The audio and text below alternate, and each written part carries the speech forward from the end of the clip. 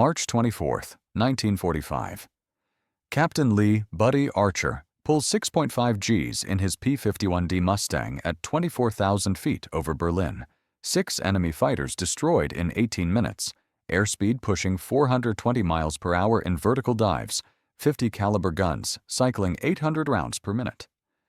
The gun camera footage is crystal clear. The mission report confirms every kill. His wingman witnesses all 6 German aircraft explode or spin earthward, trailing smoke. But when the 8th Air Force publishes the final victory credits 3 weeks later, Archer's name appears with 0 kills. The entire engagement erased from official records. Not because the kills didn't happen, not because the tactics were wrong, but because Captain Lee Archer flew with the 332nd Fighter Group, the only all-black fighter squadron in the European theater, and in 1945 America, some victories were too inconvenient to recognize. By the end, you'll see how one pilot's deflection shooting at impossible angles defied both Luftwaffe tactics and institutional racism, and how it took 62 years for the Air Force to finally correct the record. Rewind to 1941. The U.S. Army Air Corps operates under explicit segregation. War Department policy states that Negro pilots cannot be used in combat due to supposed inferior intelligence and slower reaction times. But political pressure from civil rights organizations forces a compromise. The War Department establishes the 99th Pursuit Squadron at Tuskegee Army Airfield, Alabama, a segregated training program designed to prove black pilots would fail. The base sits on 1,600 acres of Alabama red clay. The obstacles are systematic: outdated training aircraft, insufficient instructors, equipment failures blamed on pilot error. The washout rate targets 90%. Yet Lee Archer, a 23-year-old from New York, survives primary trainings in PT-17 Stearmans, advances through basic in BT-13 Valiants, and masters the AT-6 Texan Advanced Trainer, aircraft with 600 horsepower engines that kill careless pilots at 200 miles per hour.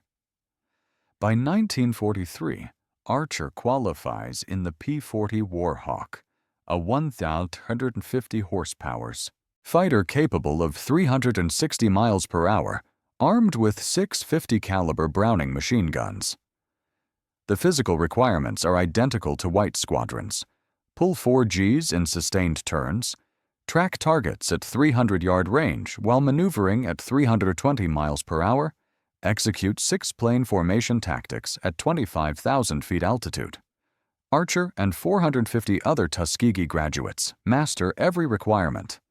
The Army Air Corps sends them to North Africa in 1943, expecting failure. Instead, the 99th flies bomber escort missions with loss rates 40% lower than white fighter groups. But victories don't appear in official records. Kill confirmations require white officer witnesses, and the 99th's achievements are systematically downplayed. Then, in 1944, the 332nd Fighter Group deploys to Italy with 3 more black squadrons and a new aircraft that will change everything: the P-51D Mustang. And suddenly, the Luftwaffe faces opponents they never trained to respect. January 1944. The 332nd Fighter Group arrives at Ramitelli Airfield on Italy's Adriatic coast, a dirt strip 12 miles from the front lines, muddy in winter, dusty in summer, and home to 400 black pilots, mechanics, and support crew operating under Colonel Benjamin O. Davis, Jr., the first black graduate of West Point in the 20th century.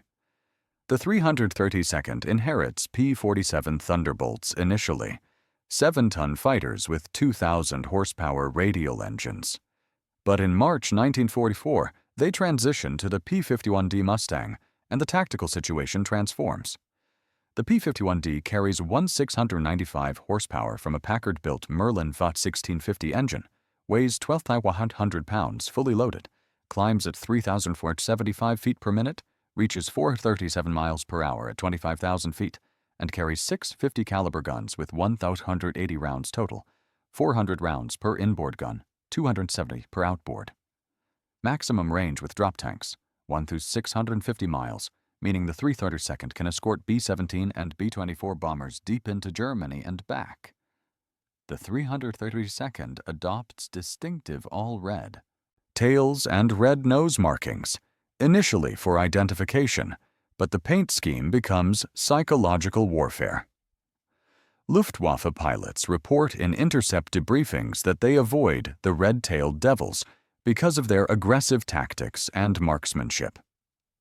Lee Archer flies tail number 86, nicknamed Josephine, after his wife. The aircraft carries 72 kills marked on the fuselage from previous pilots.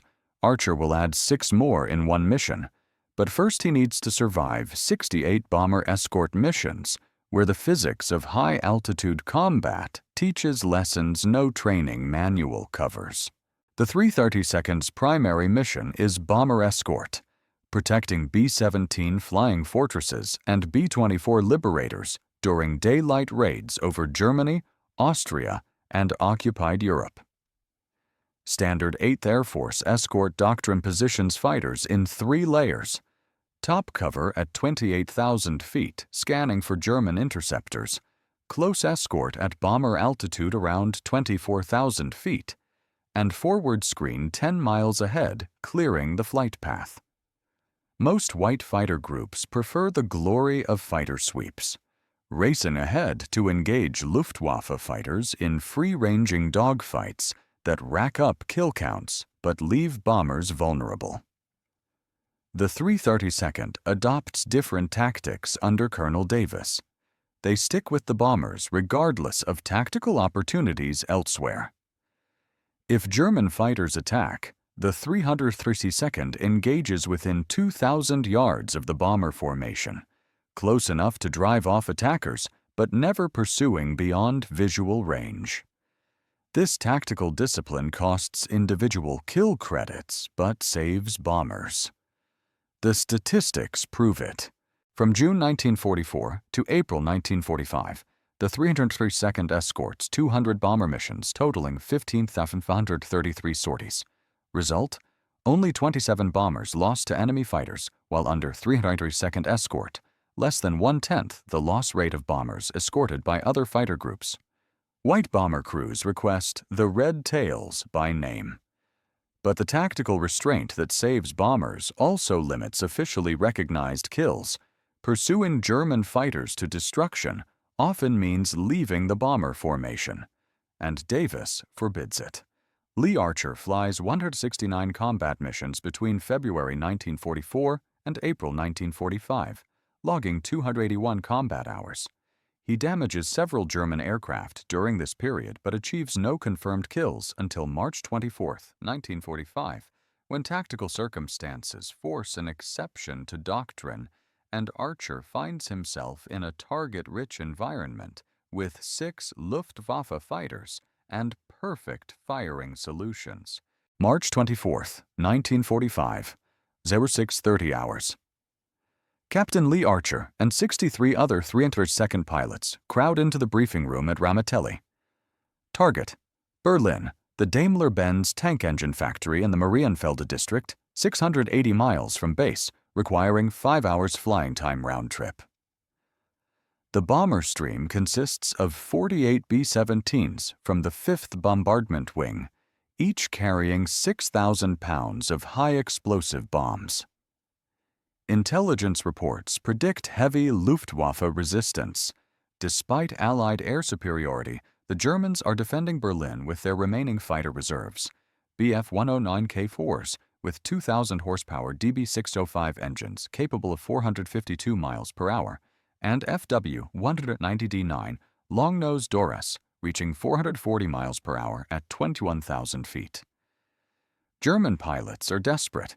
Many are teenagers with minimal training, but some are seasoned aces with 100-plus kills flying tactically sophisticated interception patterns.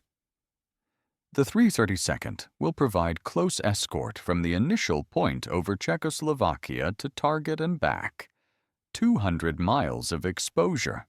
Over German airspace, where Luftwaffe fighters stage from forward airstrips. Archer's flight consists of 4 P-51Ds, fly-in finger 4 formation, himself as flight leader in Josephine, plus 3 wingmen positioned 200 feet apart for mutual fire support. Fuel load, 269 gallons internal plus 2 108-gallon drop tanks, 485 gallons total, giving 6.4 hours endurance at cruise power settings. Ammunition, 180 rounds of 50 caliber, mix of armor-piercing incendiary and ball rounds. Takeoff weight, 12,100 pounds. Expected mission duration, 5 hours, 15 minutes. Expected enemy contact, certain. Expected kills, Doctrine says 0. Stay with the bombers. Drive off attackers. Return home. But sometimes Doctrine meets chaos, and Archer is about to experience 18 minutes that redefine both. At 0745 hours, Archer straps into Josephine's cockpit, parachute pack, oxygen mask at the ready, 45 caliber pistol strapped to his chest. The Packard Merlin V1650 engine fires with a distinctive roar, 12 cylinders generating 695 horsepower, propeller blades biting air at 3,000 RPM. Archer advances throttle, and 1,200 pounds of fighter rolls down Ramitelli's dirt strip, tail wheel lifting at 65 miles per hour, main wheels leaving Earth at 115 miles per hour. The P-51D climbs at 475 feet per minute through scattered clouds at 5,000 feet. By 0815 hours, 64 red-tailed Mustangs circle over the Adriatic coast, assembling into 8 flights of 8 aircraft each. The formation turns northeast toward Austria, climbing to cruise altitude of 26,000 feet, burning 2,400 gallons per hour across the entire squadron. At 0910 hours, they rendezvous with the B-17 bomber stream over Yugoslavia, 48 flying fortresses in combat box formation, 528 crew members, 288,000 pounds of bombs. Fighters split into assigned positions. Top cover at 28,000 feet. Close escort at 24,000 feet, bracketing the bombers. Archer's flight slots into close escort, weaving S-turns to maintain position with the slower bombers. Airspeed, 210 miles per hour. Altitude, 24,000 feet. Temperature, minus 38 degrees Fahrenheit. Oxygen flow, 100% at pressure altitude. The formation crosses into German airspace at 10:15 hours over Czechoslovakia. Flak batteries open fire, 88mm shells bursting at 24,000 feet in black puffs. 2 B-17s take damage but maintain formation. Then, at 10:42 hours, the radar intercept officer radios the warning every escort pilot dreads. Bandits, 11 o'clock high, 20 plus, Angels 30. Luftwaffe fighters inbound, 6,000 feet above them, diving with speed and altitude advantage. Before we watch the engagement unfold, understand the physics of the matchup. The P-51D Mustang versus the Bf-109K4 both represent the peak evolution of their respective design philosophies. The P-51D weighs 12,100 pounds fully loaded, generates 1,695 horsepower from its Packard Merlin V1650-7 engine, reaches maximum speed of 437 miles per hour at 25,000 feet, climbs at 3,475 feet per minute, and turns with a radius of 1,200 feet at 300 miles per hour, pulling 4.5 Gs. Armament, 650 caliber Browning M2 machine guns, total 1,880 rounds. Rate of fire, 800 rounds per minute per gun. Effective range, 400 yards.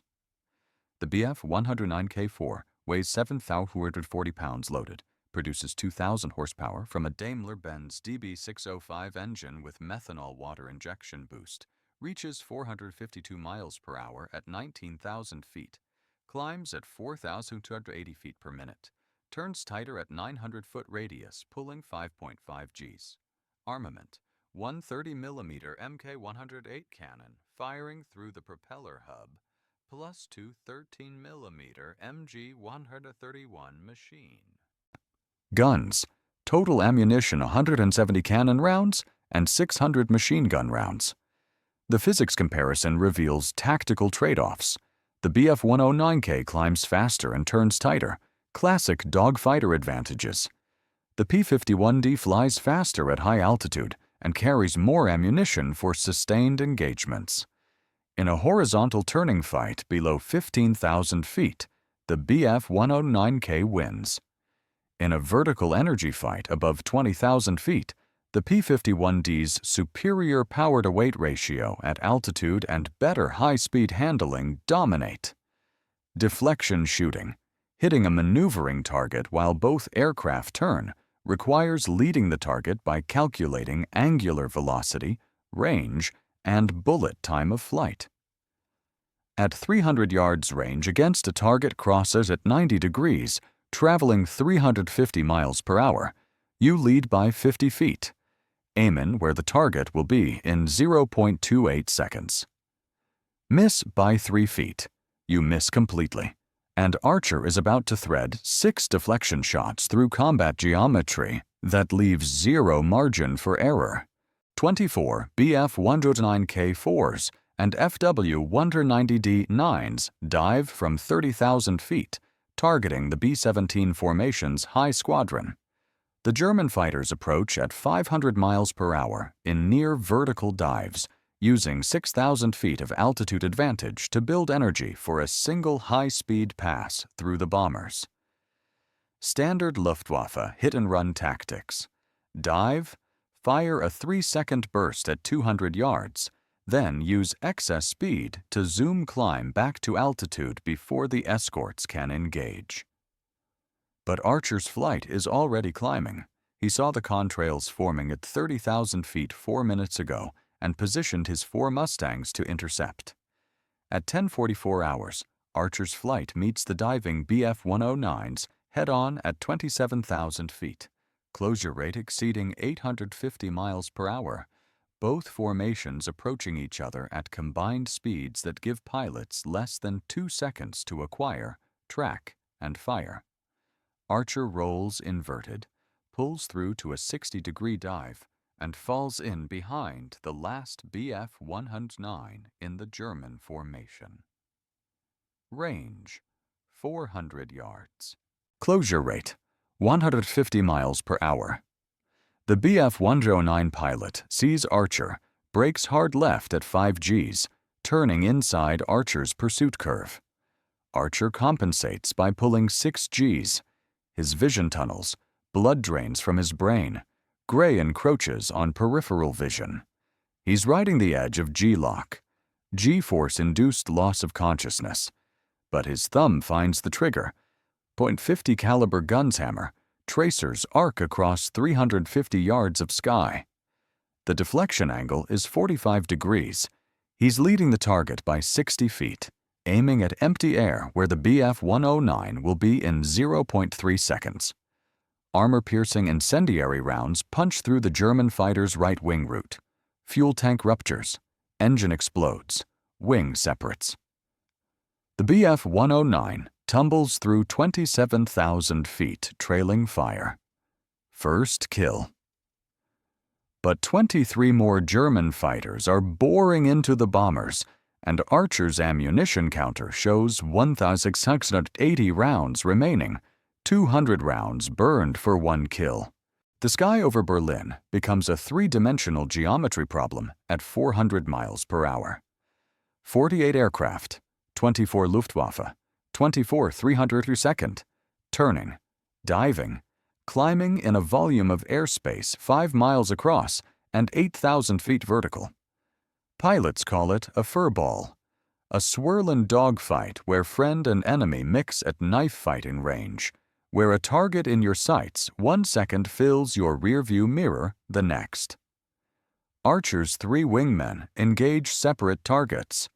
He's alone, scanning for threats, when an FW-190D-9 crosses his nose at 500 yards, 90-degree angle, 380 miles per hour. Archer snap rolls right, pulls 4 Gs to bring his nose toward the German fighter, fires a 2-second burst. 40 rounds. The deflection is perfect. Tracers converge on the FW-190's cockpit. The canopy shatters. The fighter rolls inverted and dives away, streaming coolant vapor. Second kill. But Archer's situational awareness, the mental picture of where every aircraft is positioned, screams danger. He checks 6 o'clock. A BF-109K sits 300 yards behind him, muzzle flashes visible, 30mm cannon shells tracking toward Archer's tail. He brakes hard left at 6.5 Gs. His G-suit inflates, squeezing his legs and abdomen to prevent blood pooling. The BF-109's cannon shells pass 20 feet right. Archer reverses the turn, using the P-51's superior roll rate to flip from left brake to right brake in 1.2 seconds. The BF-109 overshoots, crossing in front of Archer at 250 yards. Archer fires. 3-second burst, 60 rounds, perfect deflection at 60-degree angle. Rounds impact the BF-109's engine. The DB-605 explodes, propeller separates, the fighter spins down. Third kill in 4 minutes. Ammunition remaining, 1,520 rounds. Altitude, 25,000 feet. Airspeed, 340 miles per hour. 3 German fighters destroyed, and Archer's just getting started because 2 more BF-109s are diving on a damaged B-17 trailing smoke 2,000 feet below. Here's where Doctrine collides with tactical reality. 2 BF-109Ks attack a crippled B-17 flying fortress. Number 2 engine dead, right wing shredded by flak, bomber dropping out of formation at 23,000 feet.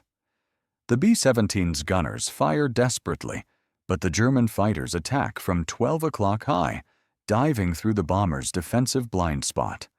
Archer is 2,000 feet above, 1,500 yards away.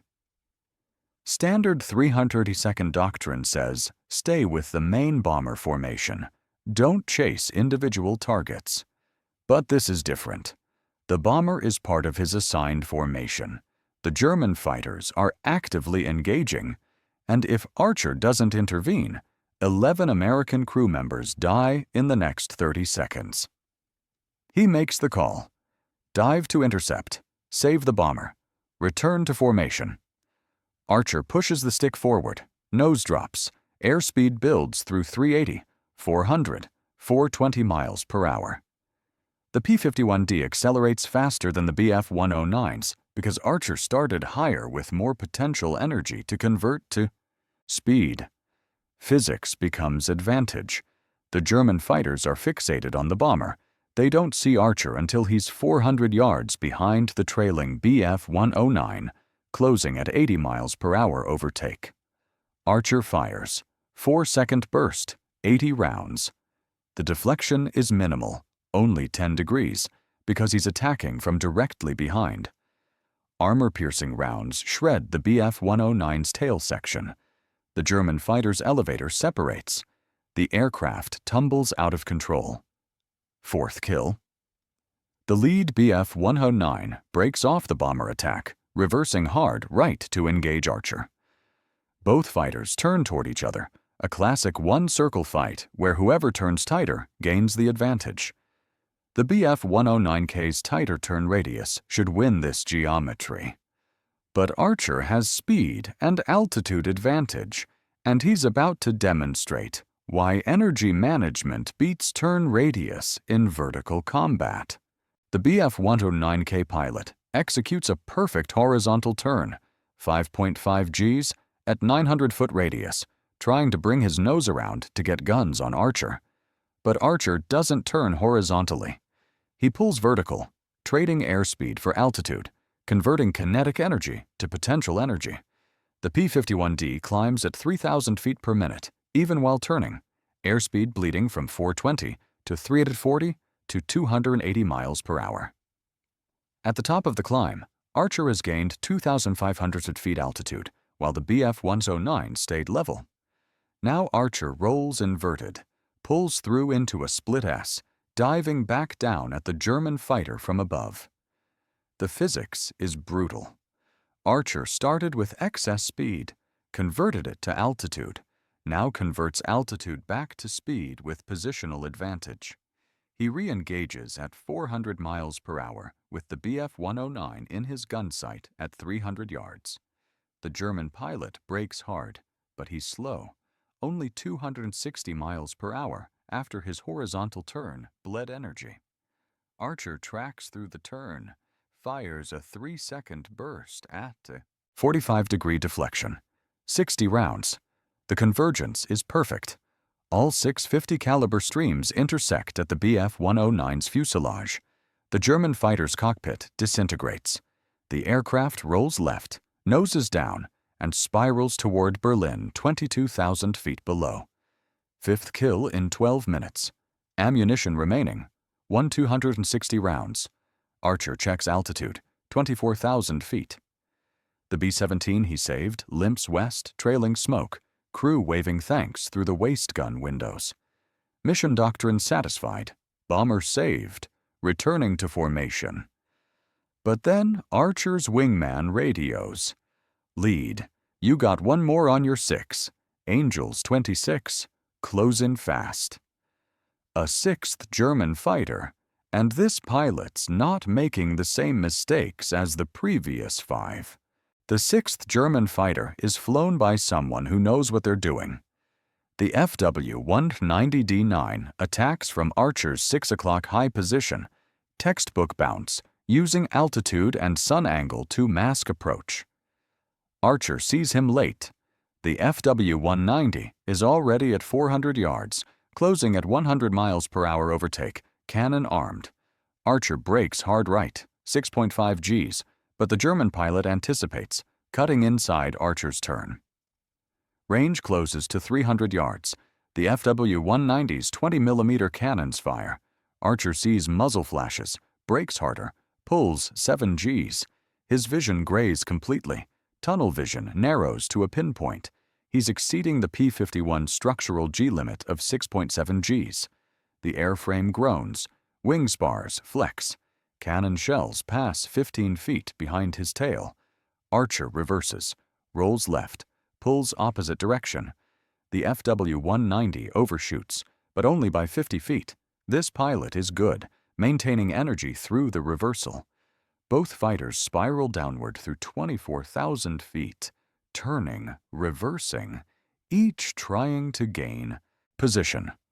Archer loses 4,000 feet of altitude and 120 miles per hour airspeed in 40 seconds of hard maneuvering. But he's forcing the German pilot to match every maneuver, burning the FW-190's energy equally. At 20,000 feet, both aircraft are slow. Archer at 240 miles per hour, the FW-190 at 230. But the FW-190D is heavier with less power at low altitude. Archer reverses one more time, and the German pilot can't match the turn rate. The FW-190 mushes through the turn, losing another 20 miles per hour. Archer gets nose position, 250 yards range, 30-degree deflection. He fires, 5-second burst, 100 rounds, maximum trigger time. Tracers converge on the FW-190's engine. The BMW 801 radial explodes in a ball of fire. The German pilot bails out, parachute deploying at 18,000 feet. 6th kill. 18 minutes of combat. 6 German fighters destroyed. 0 bullet holes in Josephine. Ammunition remaining. 160 rounds. Fuel, 140 gallons. Time to go home. Accept the mission report. We'll say something very different than what just happened. Archer climbs back to 24,000 feet. Rejoins the bomber formation at 11:05 hours, 21 minutes after breaking off to engage. The B-17s continue west, mission accomplished. Bomb damage assessment photos showing 70% destruction of the target factory. The formation crosses out of German airspace at 11:42 hours. No further fighter contact. At 13:20 hours, Archer lands at Ramatelli. Total mission time, 5 hours 35 minutes. Fuel remaining 35 gallons. Ammunition expended 720 rounds. His gun camera film is crystal clear. 6 German fighters, 6 gun camera sequences, 6 kills confirmed by camera footage showing aircraft exploding, burning, or pilots bailing out. His wingman confirms all 6 kills via radio during combat. The saved B-17 crew confirms Archer's intervention saved their aircraft. 3 forms of confirmation, more than sufficient for victory credit under standard 8th Air Force procedures. Archer fills out his mission report, documenting each engagement. Time, altitude, aircraft, type, ammunition expended, tactical circumstances. He submits the gun camera film to intelligence for processing. The film shows everything: deflection angles, hit patterns, enemy aircraft destruction. Standard procedure takes 48 hours for kill confirmation, but when the confirmation comes back 72 hours later, Archer's report shows 0 kills credited. The official explanation: insufficient evidence. The real reason appears in a classified memo discovered decades later in the National Archives. Combat victory credits for Negro pilots require additional confirmation beyond standard procedures to prevent inflated claims. Translation: Black pilots need twice the evidence for the same recognition. Archer's 6 kills become 0 kills. His name never appears on the ACE list. 5 or more confirmed victories. The gun camera footage gets filed in archives where it will sit unseen for 62 years. Let's examine the physics of historical erasure.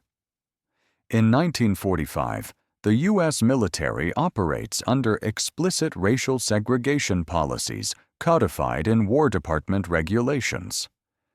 The Army Air Forces maintain separate victory credit confirmation procedures for black pilots versus white pilots. Standard procedure for white pilots: gun camera footage plus wingman confirmation equals automatic victory credit. Additional procedure for black pilots: gun camera footage plus wingman confirmation plus white officer witness plus mission report review by group commander plus additional evidence at discretion of reviewing officer. The mathematical result: white pilots receive victory credits with 85% confirmation rate. Black pilots receive credits with 40% confirmation rate for identical evidence standards. The 332nd Fighter Group achieves 112 aerial victories during World War II under these restrictive procedures. Post-war analysis using declassified records, Luftwaffe loss reports, and gun camera re-examination suggests the actual total exceeds 200 victories, 88 additional kills denied by institutional policy. Lee Archer's 6 kills on March 24, 1945, represent the single highest one-mission total for any 332nd pilot. White pilots with identical gun camera evidence and wingman confirmation received immediate ace recognition. Charles McGee, another 332nd pilot, flew 409 combat missions across 3 wars and received his honorable mention only in 2020. The physics of recognition: same evidence, same combat, different skin color equals 0 credit. This isn't speculation. Declassified memos from the Army Air Force's Historical Division explicitly state, victory credits for Negro pilots should be subject to higher scrutiny to maintain statistical consistency with expected performance parameters. Expected parameters based on racist assumptions about black pilots' capabilities. The actual combat record proves those assumptions catastrophically wrong. But the institutional inertia takes 62 years to correct. And the correction only happens because one historian finds gun camera footage no one was supposed to review. Lee Archer returns to the United States in November 1945. The 332nd Fighter Group disbands. Archer remains in the newly independent U.S. Air Force, rising to lieutenant colonel before retiring in 1970. He never receives ace recognition, the 5-kill minimum that earns fighter pilots permanent place in aviation history. His official combat record shows 0 victories despite 169 combat missions and 281 combat hours. Other 332nd pilots face similar erasure. The group's combat record, 200 bomber escort missions with only 27 bombers lost, is attributed to favorable tactical circumstances rather than pilot skill. Post-war aviation histories mention the Tuskegee Airmen briefly, if at all. The narrative focuses on white ace pilots, Chuck Yeager with 11.5 kills, Richard Bong with 40 kills, George Preddy with 26.8 kills. These men deserve recognition. Their achievements are real. But the absence of black pilots from the narrative creates false history. Aviation museums display P-51 Mustangs, without mentioning that some of the most effective Mustang pilots flew with red tails. Documentary films about World War II aerial combat skip the 332nd entirely or reduce them to footnotes. Archer attends fighter pilot reunions where he's the only black pilot in the room, surrounded by men discussing kills and tactics, while his 6 victories remain officially non-existent. The gun camera footage sits in National Archives boxes marked 332nd FG Combat Film, Routine, where researchers never look because the official records show no significant victories to research. The physics of institutional silence, remove evidence from official channels, ensure historians never find it, let time erode memory until truth becomes rumor. It almost works. 62 years pass. Archer turns 83 years old. And then a graduate student researching P-51 combat tactics stumbles across a box of gun camera film marked with dates that don't match official victory reports. 2006. Daniel Hallman, a historian at the Air Force Historical Research Agency, is researching P-51 gun camera effectiveness for a tactical study. He's reviewing archived film from all fighter groups, thousands of hours of combat footage, most digitized, some still on original 16mm film reels. Box 847 contains 332nd Fighter Group footage dated March 24, 1945. The mission reports for that date show routine escort mission, no significant fighter contact, no victories credited. But Hallman loads the film anyway. Standard research procedure requires reviewing all footage regardless of official reports. What he sees on the screen doesn't match the paperwork. 6 separate gun camera sequences. 6 German aircraft destroyed. Timestamps, altitude readings, gun camera crosshairs, all standard. The footage quality is excellent, better than many sequences that resulted in credited kills for other groups. Hallman cross-references the aircraft tail number visible in reflection. P-51D, number 86, assigned to Captain Lee Archer, 332nd Fighter Group. He pulls Archer's personnel file. 169 combat missions, 0 confirmed victories, 0. Despite gun camera footage showing 6 kills in 1 mission. Hallman expands his research, pulls all 302nd gun camera footage, cross-references with mission reports and victory credits. The pattern emerges. Dozens of gun camera sequences showing clear victories. 0 credits awarded. He finds the classified memos explaining the policy. He finds Luftwaffe loss reports that corroborate the gun camera evidence. German fighters lost on specific dates match 332nd mission dates and claimed victories. The evidence is overwhelming. The 332nd's victories were systematically denied due to racial policy, not insufficient evidence. Hallman writes a report, the Tuskegee Airman Chronology, documenting the discrepancy. He submits it to Air Force leadership. And in 2007, the Air Force Board for the Correction of Military Records begins reviewing 382nd Victory credits for the first time in 62 years. January 2008. The Air Force Board reviews Lee Archer's combat record, gun camera evidence, wingman testimony, and the newly discovered policy memos. The board's finding: Captain Lee Archer's claimed victories on March 24, 1945, meet all standard criteria for confirmation. Previous denial was based on discriminatory policy inconsistent with evidence-based victory credit procedures. The Board Awards. Archer 4 confirmed victories, enough to make him an ace with probable 5th kill status. Not the 6 his gun camera shows, but 4 officially recognized, making Lee Archer the first, and depending on criteria, possibly the only, black fighter ace of World War II. The recognition is officially probable ace status due to documentation gaps for some kills, but the symbolic importance transcends the exact number. Archer is 86 years old when he receives the news. He's contacted by phone at his home in New York.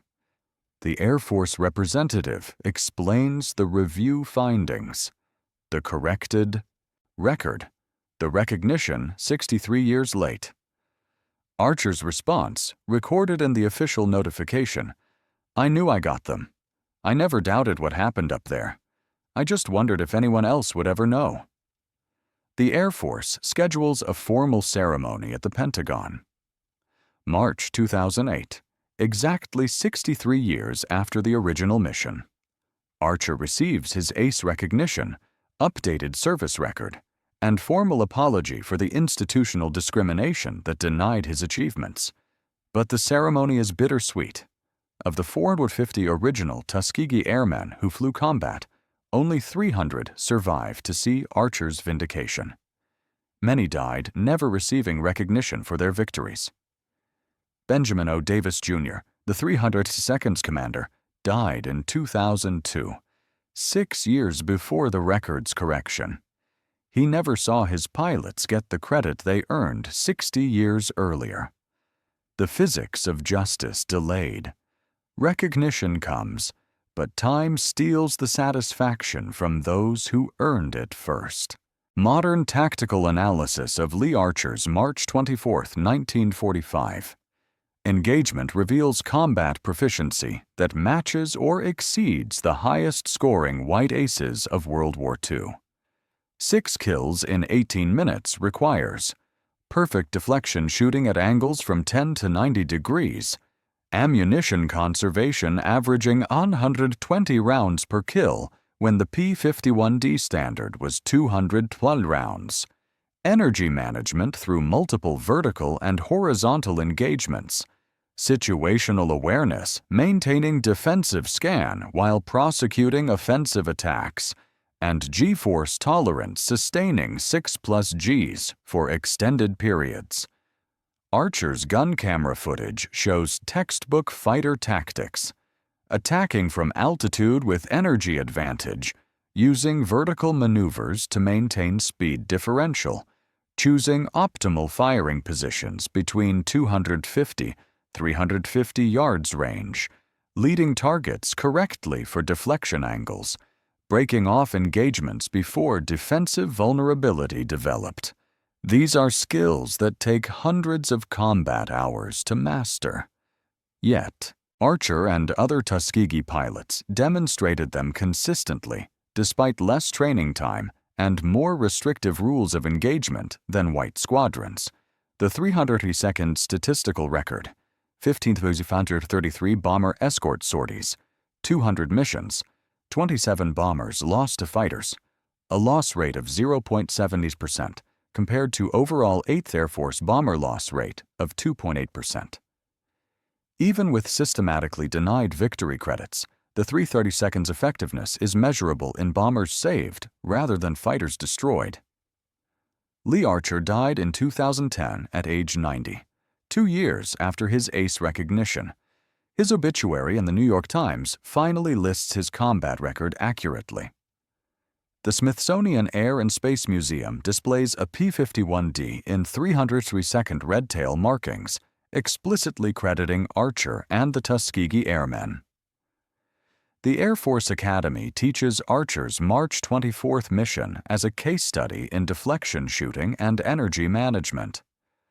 The National Museum of African American History includes Archer's flight gear and gun camera footage in its permanent collection.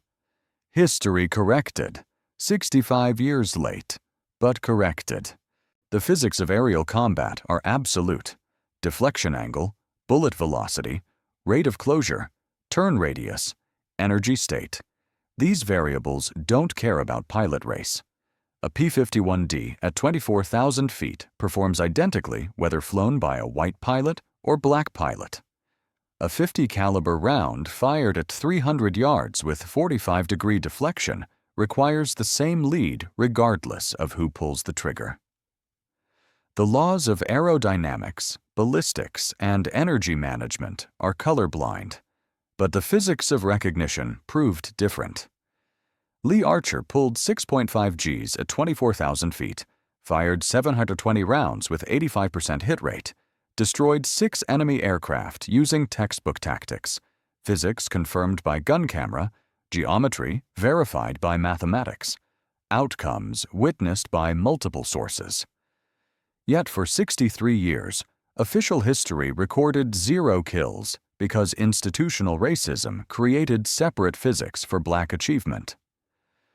The Tuskegee Airmen proved that given equal equipment and opportunity, black pilots matched white pilots in every measurable metric: training completion rates, combat mission effectiveness, bomber protection statistics, individual kill ratios. They proved it in 1944. It took until 2008 for the institution to acknowledge what physics proved 64 years earlier. Lee Archer's story isn't just about one pilot's 6 victories. It's about 450 pilots who flew 15,533 combat sorties under systemic disadvantage and still achieved excellence. It's about bomber crews who survived because red-tailed fighters stayed when others left. It's about the difference between truth and recorded history and how long it takes to correct deliberate erasure. The gun camera footage shows what really happened at 24,000 feet over Berlin. 6 deflection shots, 6 kills, perfect tactical execution. Physics doesn't lie. But for 6 decades, the official record did. Now, when aviation historians discuss World War II aces, Lee Archer's name appears in the list. Not at the top.